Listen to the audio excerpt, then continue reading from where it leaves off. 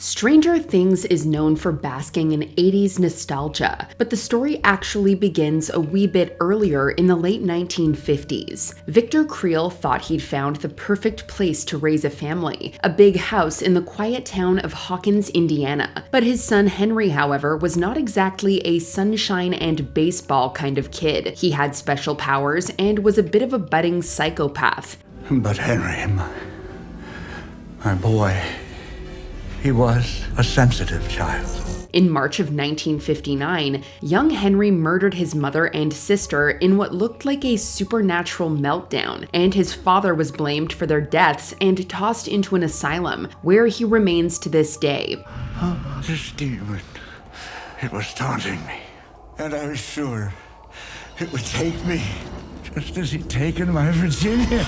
Meanwhile, the exertion caused Henry to fall into a coma. The story attracted the attention of one Dr. Brenner, who took an intense interest in the boy with psychic powers. Brenner visited the now awake Henry and took him into his care, hoping to study his brain and harness his supernatural abilities. Henry was taken to the brand new Hawkins National Laboratory, where Brenner literally branded him Subject 1. Henry became the lab's first psychic guinea pig, and as it turned out, its last success story. Brenner quickly realized that he needed more test subjects, and thus began a secret MK Ultra-like experiment which saw Brenner kidnapping kids, taking them to the lab, and training them to unlock their dormant abilities. When Papa finally realized he could not control me, he tried to recreate me. He began a program, and soon, others were born. Fast forward a decade or so. The US government was now very into LSD and telepathy, and a woman named Terry Ives volunteered to undergo some experiments. After being drugged, manipulated, and subjected to psychic tests, she discovered that she had been pregnant the entire time. In 1971, she gave birth to her daughter Jane, who had special powers owing to the experiments performed on her mom. Brenner, ever the baby snatcher, stole Jane at birth and renamed her 11, being his 11th subject. He told Terry that she had miscarried and then fried her brain for asking too many questions, placing her in a state of near catatonia. She won't get better, will she? I don't think so, no. At the lab, 11 grew up with other numbered children, and Brenner harnessed her abilities. Among her caretakers was a friendly orderly who always seemed to know a little too much. Of course, this was a now-grown Henry, who was manipulating 11 to join his psychopathic crusade against humanity. I could make my own rules. I could restore balance to a broken world. A predator. But for good.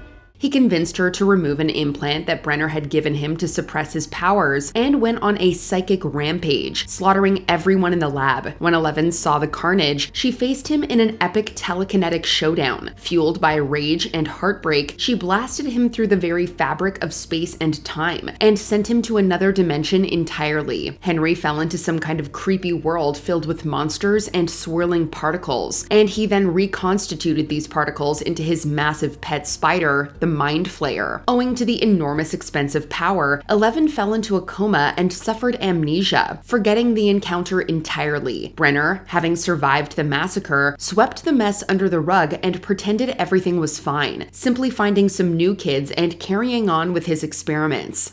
It was you. Oh, it's you. Fast forward a few years to 1983. Brenner is still working with 11 and is now forcing her into a sensory deprivation tank as some kind of Cold War spying scheme. Unfortunately, 11 entered a dark void and encountered the Demogorgon, but after curiously touching it, a gate to the Upside Down was opened, and the Demogorgon escaped. Mike, I'm sorry. Sorry? What are you sorry for? The gate. I opened it.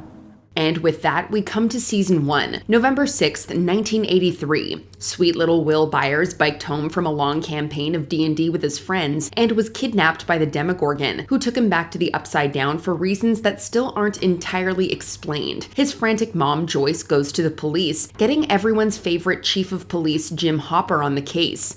Just find my son, Hop. Find him. Hopper deduces that the local lab is somehow involved in Will's disappearance. Meanwhile, Will's friends, Mike, Lucas, and Dustin, find 11, who had escaped the lab in the Demogorgon chaos. Everything is eventually traced back to Hawkins' lab. Will is rescued from the Upside Down, and 11 goes missing after killing the Demogorgon. In exchange for both 11 and Will's freedom, Hopper promises to keep the whole thing secret. You gotta give me your word. Nobody's ever gonna find out about this. And those other 3 kids, those boys, you're gonna leave them alone. And I'll tell you. Tell you where your little science experiment is.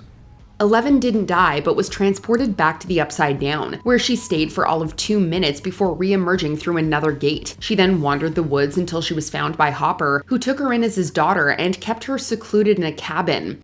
All right, look. How about I get off early tonight and I buy us a bunch of candy and we can sit around and get fat and we watch a scary movie together. Unfortunately, the Upside Down wasn't done, and Henry's pet, the Mind Flayer, had its eye on Earth. It uses Will's connection to the Upside Down and possesses him, using him as his conduit in the real world. But once again, the good guys emerge victorious. They force the Mind Flayer out of Will, 11 closes the gate to the Upside Down and is legally adopted by Hopper, and the lab is closed thanks to the involvement of conspiracy theorist Murray Bauman. Since the release of the incendiary tape, the once quiet town of Hawkins, Indiana has spent time in a place it never expected. The national spotlight. 1 year later, summer 1985. The heat has arrived, and with it, the new Starcourt Mall, a pastel paradise of neon lights, food courts, and capitalism. Everyone loved it. However, this is really just a cover for the Soviets, who had constructed the mall to mask their true intentions.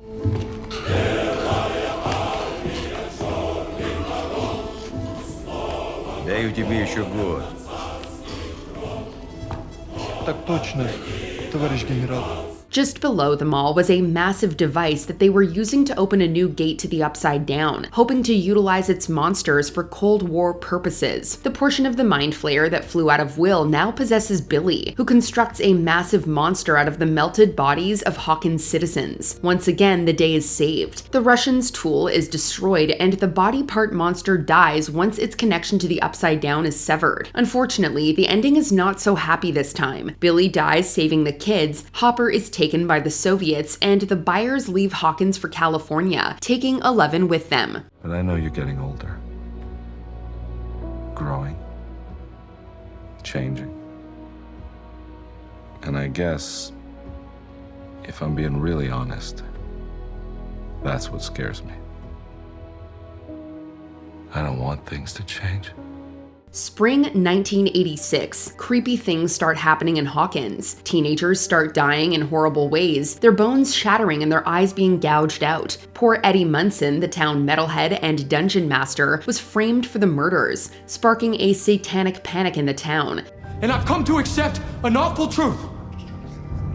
These murders are ritualistic sacrifices. We've all heard about how satanic cults are spreading to our country like some disease. And Eddie Munson, he's the leader of one of these cults. A cult that operates right here in Hawkins. But our heroes weren't fooled. Nancy, Steve, Robin, Dustin, Lucas, and Max began to uncover the truth. The real culprit was Henry Creel, who has since been transformed into the grotesque monster Vecna. He was targeting those with trauma and murdering them in order to open 4 gates between the Upside Down and the real world for an impending invasion. You don't have to do this. You can still stop this. It is over, 11.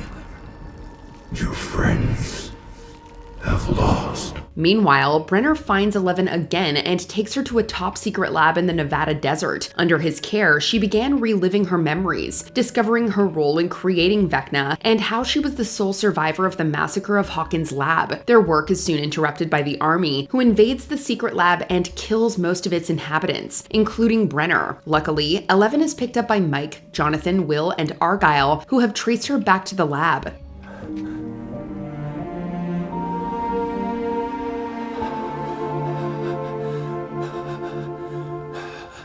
Goodbye, Papa. Meanwhile, Hopper is being kept prisoner in a remote Soviet camp, where he discovers that they too have been experimenting with the Upside Down, and even have a few of its inhabitants, including Demogorgons and some swirling particles belonging to the Mind Flayer. He's rescued by Joyce and Murray, and they return to Hawkins, where they all reunite with the gang. Hey. You're grown. Yeah. You shrunk. Before we continue, be sure to subscribe to our channel and ring the bell to get notified about our latest videos. You have the option to be notified for occasional videos or all of them. If you're on your phone, make sure you go into your settings and switch on notifications. The Hawkins group invades the Upside Down, and Eddie dies while drawing the bats away from Vecna. I didn't run away this time, right? No. You didn't run. You're gonna have to look after those little sheep for me, okay? Vecna is seemingly killed by Robin, Steve, and Nancy, but not before he attacks Max, who was suffering trauma owing to the events of the previous season. He succeeds in killing her, but 11 is able to bring her back to life, albeit in a completely comatose form. Owing to the bad news, her brief death creates Vecna's fourth and final gate, allowing the Upside Down to fully invade Hawkins.